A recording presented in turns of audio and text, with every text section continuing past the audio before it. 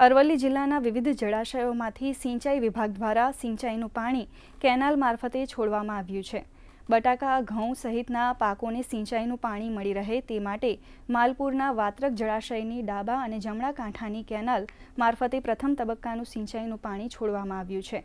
આ સાથે માઝમ અને મેશ્વો જળાશયમાંથી પ્રથમ તબક્કાનું પાણી છોડી દેવામાં આવ્યું છે, તો બીજા તબક્કાનું પાણી આગામી સપ્તાહમાં છોડાશે।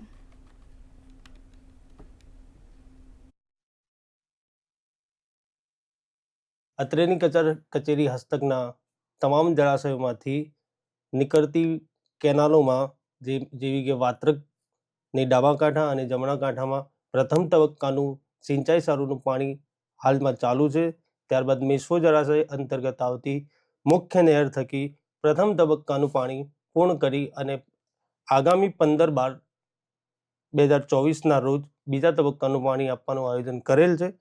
ત્યારબાદ લાંગ જળાશય યોજના અંતર્ગત લાંગ નહેર થકી પ્રથમ તબક્કાનું પાણી પૂર્ણ કરવામાં આવેલ છે અને બીજા તબક્કાનું પાણી આજ રોજથી સિંચાઈ સારું આપવામાં આવેલ છે।